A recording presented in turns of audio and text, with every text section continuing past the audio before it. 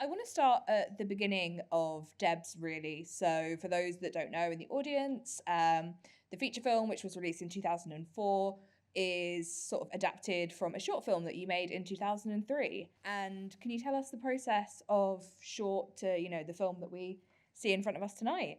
Sure. It was so yes, thank you so much for, all gathering tonight. It's so fun um that the film is still like, reaching out and affecting audiences because I just made it I draw this like little comic for my friends just because I thought it was funny where it had these characters who were the Debs. And then my friend Jamie Babbitt, who directed But I'm a Cheerleader, the like, amazing classic.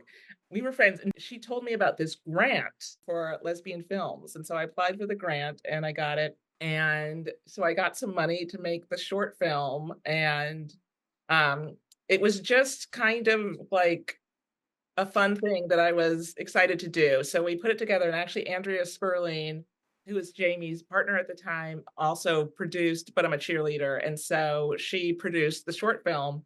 And then I wrote the feature version of it at the same time. So we took it to Sundance in 2002, and it was really fun. We made like little like trading cards with each of the characters and stuff like that. Anyway, so we went to the short at Sundance, which was really fun. And there was this weird confluence of events because when I made the short, it was kind of shown at this little gala. And at that same gala, Eileen Chaikin and the original, like the season one cast of The L Word was there. They just shot the pilot, but hadn't shot that. So I met this guy named Larry Kinnar, who was an executive producer on The L Word, and he wanted to be my manager, and I was super broke. So I said, if you get me a job by the end of the week, then I'll like sign up with you. And that job was like as a staff writer on season one of the L Word. And then in the same week, I met Clint Culpepper, who ran Sony Screen Gems, and he was like obsessed with the short. And I gave him the feature, and he said I wanted to make it. So it was this kind of whirlwind process where we made the feature, and it was at the following in time for the following Sundance. So it premiered at the next Sundance. So it was like a year exactly from short to feature. Wow, that's amazing. So you always knew that the feature was kind of the end goal with this. You could foresee it, outside the realm of No, a it was kind short. of a step by step process where first it was just the comic, then it was just I'll make this short. But I'd been to film school and I'd had a short film that kind of made the round. I mean, like back in the day, it'd be these like VHS tapes that you'd literally like mail to people. But I didn't have a feature prepared. So when I made the short of Debs, I like promised myself that by the time I was finished with the short, I would also have a feature and that it would be very one to one. It was like, if you like this, then you'll like this. And so I met that goal and I had it kind of ready to go. So, yes, by the time I kind of started production on the short, I already had the feature in mind. And, the world of queer film, I guess, looks very different today than it did in 2004. Was there any kind of resistance or pushback to, having a lesbian spy school film back in the day? Or was everyone just really on board and you found just like the right people that were just ready to support the project? It was so crazy that it even got made. I just watched it again recently and I had to believe it. I personally feel like I was part of this kind of wave of queer film. Like Debs was almost like the tail end of this wave that started with like The Living End with Greg Araki in like 1988 and kind of went through the 90s. And then there was like But I'm a Cheerleader, and Debs felt like the like kind of last of that wave of films like Go Fish. And but at the time it was really like I wrote it. I literally had almost no intention of anybody seeing it. It was kind of like I wrote it to entertain myself. This is a true fact that I believe it was the first ever PG-13 film with lesbian content in it. Like it was just, even if you just mentioned lesbians at all, you would get an R.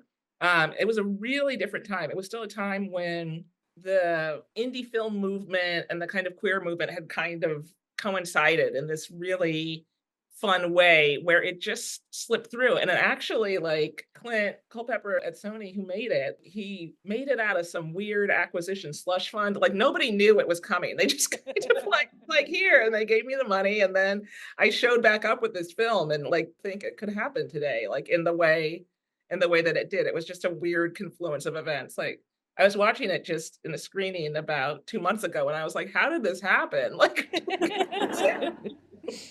I mean, growing up in the early 2000s, not to age myself, but there was such a kind of like golden age of like girl spy media around the same time as D.E.B.S. You know, we had the kind of Charlie's Angels revival films. I think it was from 2000, 2001. There's animated TV shows like Totally Spies and Kim Possible, and even I guess like Powerpuff Girls kind of fall into that as well.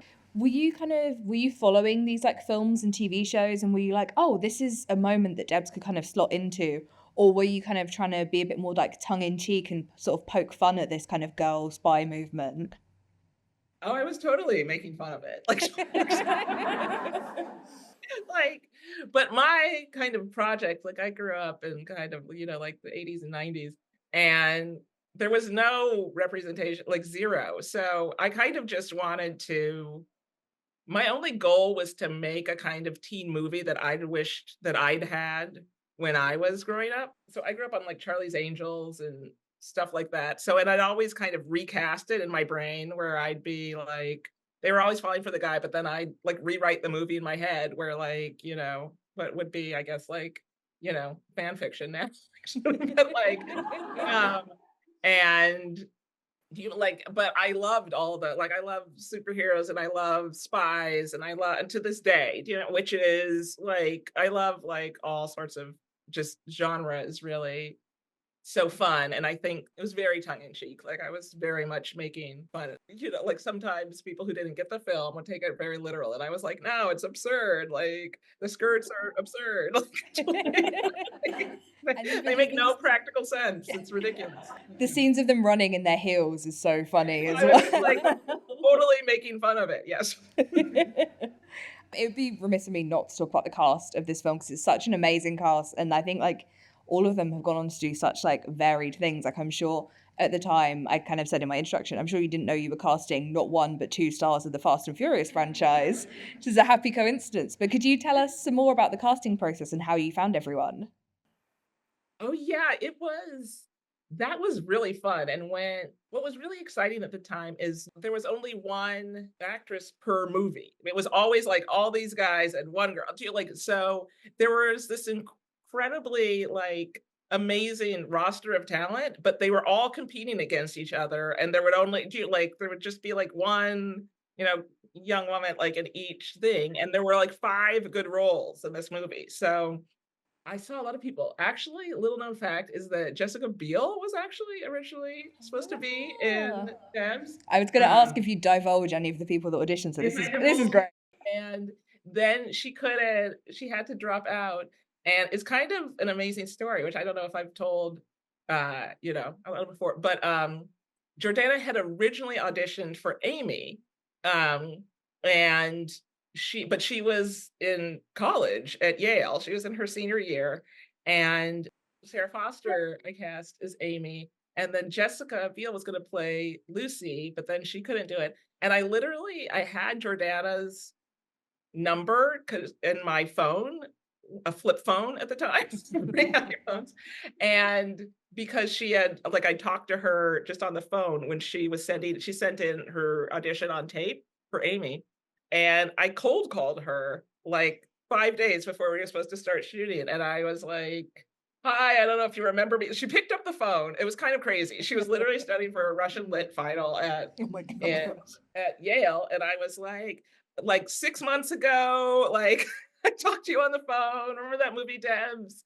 I would love for you to play Lucy Diamond. And she was like, no, no, no. She was like, I am Amy. I am like a really nerdy, very good student and all this stuff. And I was like, you are Lucy Diamond. You are Lucy Diamond. It took like 10 minutes on the phone. We were talking. And then I just kept being like, she was like, I can't. I was like, you can do it. You can definitely do it. You're going to be amazing. And then she was like, okay. And then she flew out. This was like on a Thursday. She flew out. We started shooting on Monday, and she was just incredible. She just killed it. She is amazing. I'd love to talk about Lucy Diamond. And then there was like Megan Good came in. She just done you got her like Jill Ritchie had been in the short, Comic Genius. Um, Devin Aoki also like um auditioned. It was great. Like there was just so many incredible people. Jimmy Simpson. I mean, how amazing was that? You know, Holland Taylor. I actually like Mm. really I wrote the part with Holland Taylor in mind. I was like a big nerdy fan, and I wrote her this whole letter and I sent her the comics and the script, and I was like, would you please be in my movie? And then she said yes. And I feel like having Holland Taylor in any lesbian film is like the lesbian like stamp of approval. Was. I mean, this was like 20 years ago. It was great. She was just like, I literally just, those things never work. Like you write a thing saying, please be in my movie. And she showed up. She was amazing. I mean, we've got to talk about Lucy Diamond. Before the film screened, we had an amazing panel that Lily hosted all about queer villainy, and kind of touching on what you just told us about you convincing Jordana to be in the part. I think what is so interesting about Lucy is that while she is a villain, she is also kind of a nerd. And she's also kind of nerding out about like spy stuff and like D.E.B.S and things like that, and also just like not really playing it cool with Amy. What was your kind of approach to finding kind of the compellingness and like making Lucy a love interest as well as being a villain? Because I feel like we do really root for her in the film. Oh yeah, I never thought of her. I mean, it's funny, she's a villain. At the time, I mean, there was like all while I was growing up, the only trope of the lesbian was as a villain. Do you know like so there were like there wasn't any other there was no heroic lesbian or anything. So I'd like college, studied a lot about like camp and kind of how to be transgressive and subversive by kind of taking these models and turning them on their head. So it was part of that was in my thinking. But also I just wanted to do a like Romeo and Juliet with a happy ending, kind of like, wrong side of the tracks romance that was like some kind of wonderful or Valley Girl. Like there were all these movies that I grew up on where it was just like the bad girl, like, the bad guy from the wrong side of the tracks and the like popular girl from something like, so I was like kind of doing simple twist on that. So she became kind of what the bad boy character would be, but in this case, she was a villain. So it was all kind of mixed together in a stew. But I really liked about in all my films, I really try to make none of my characters have a problem with themselves. They're never like, oh, I am bad because in Professor Marston and the Wonder Woman, it's the same. It's not like they're never like, oh, I'm a bad person. They're like, oh God, if I fall in love with you, all this, I have to deal with the world and all the shit that it's going to bring me. And can I negotiate that? So that was so Lucy, like I did play with the idea that she was totally misunderstood and villainized by the world, but like she didn't do any of the things. They were like, and you killed those people. And she was like, I didn't. Like that was just something that you like made up about me to like support your weird government institution. I mean, I guess, yeah, that kind of ties in as well to like the villainization of queer people is like myths and rumors and castigation and stuff. So that kind of tracks as well. Yeah, yeah. No, I was kind of trying to just poke fun at the notion that they had really built her into this like like nobody's ever lived to see her. That was really kind of part of the comedy was that they had really villainized her in such a way that they were like, terrified when really she's just like there's the sequence when she lures them um to the bank vault. Do you know what I mean? And then it's like so Scooby-Doo, but they're like the crazy like Jurassic Park shadow, and they're like, she's watching us. Like, when really she's just like, come here. Hey, this wants a date. Yeah. Speaking of comedy, I have to ask, when did you first realize that Devon Aoki just smoking 24/7 was comedy gold? Because every single shot that just pans to her chain smoking is hilarious. She's brilliant. I don't know what to say. It was comedy gold. I met her, right? She was just hilarious. And I don't know, like I can't explain it. That was just, a like virtuous, incredible casting. And she's become kind of iconic. I had no idea that there were like things on like TikTok and stuff about D.E.B.S. Like I just totally like missed the whole boat. And then like literally last weekend. I was like, really? And there was like this whole thread about like Aoki, iconic, and like I was like, oh, that's amazing because she is. Yeah, the fan cams are very real, and if anything, we need more of them. So if anyone's a TikToker, God, aging myself again, in the room, please get on it. I'm going to open us up to questions in a minute. Before I do, I want to talk really quickly about your career beyond D.E.B.S because you've done so many amazing things. So I have to give acknowledgement for your incredible work you've done in TV. As you mentioned, you've written, directed, produced for The L Word. You've also worked on shows like True Blood and How to Get Away with Murder. How have you found working in TV compared to working in film? I love working in TV, probably more than I like working in movies. I started as a theater director and I loved theater. And then it was kind of all about movies. But when I discovered working on TV, it more replicated my theater experience in that it's almost like you're working with a troupe of actors all the time. I kind of like doing all you get to do all the jobs at the same time. Do you like you're working on the script for the next one while you're editing, and then you're in post on one while you're writing, and then you're directing. I like the pace of it.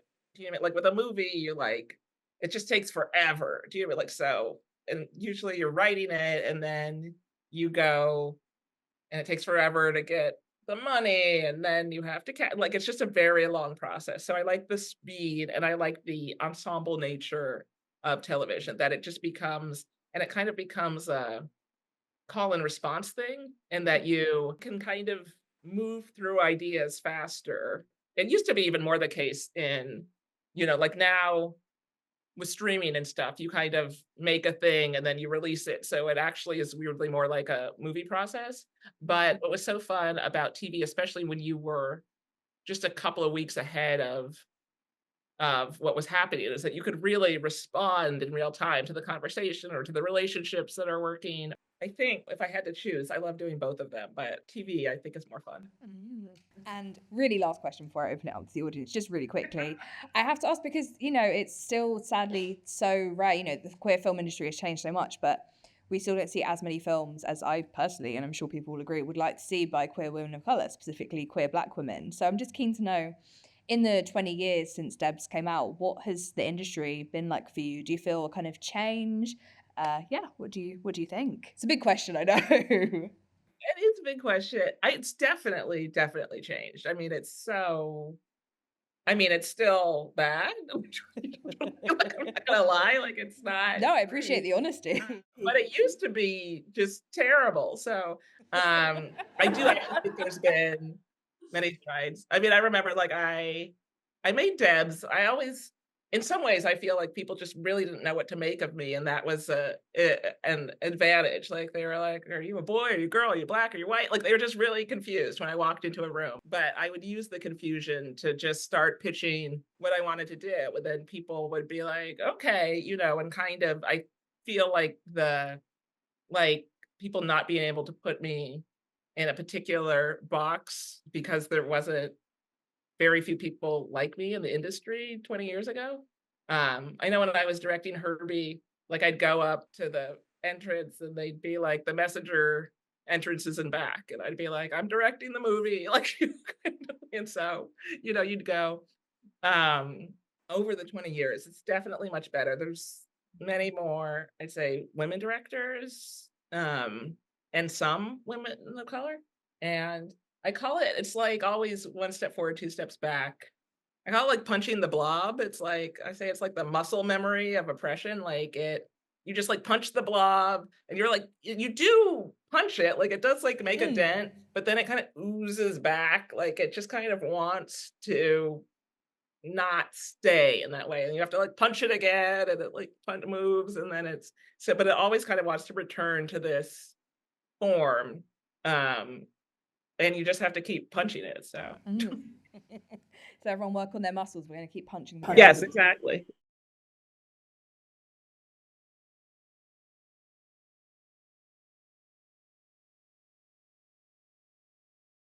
Every genre. Every genre, like, could be great. I would love to see okay, things on my list. I don't know if it's necessarily to do, but like fantasy. Do you know what I mean? Like a swords and sorcery, definitely. Um vampires, always. Um, I had what do you like? I had a good one, but now I've forgotten it. I mean, literally like every genre. Do you know what I mean? I think can. I would, if I had my like druthers, just pick every genre and then I'd make a queer version. If there's any producers in the room tonight, please make yourselves known.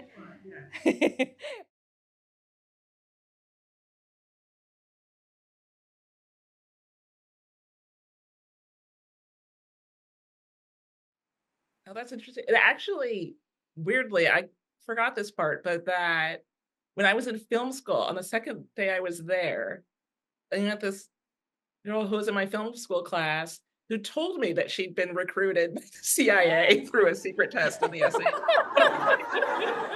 I'm guessing they didn't make it in if they revealed that information to you.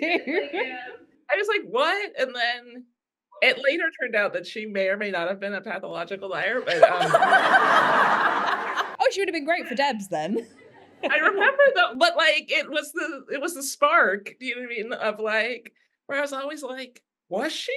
Did she? Like, why isn't she in the CIA? Anyways, then there was like a lot of other stories. You were like, okay, maybe that wasn't a thing.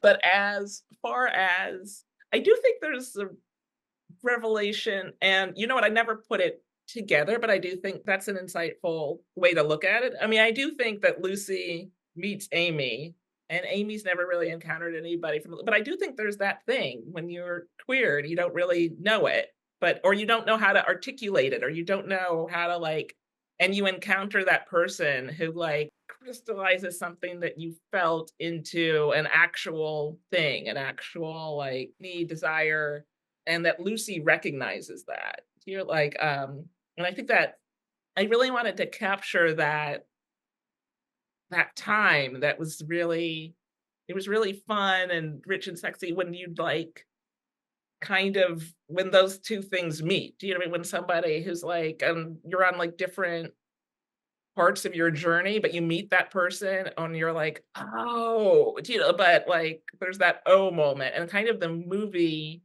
was about this like oh moment. It's like what happens when you like run into the oh, when you've been able to like go as long as you've gone, like not knowing or articulating for yourself.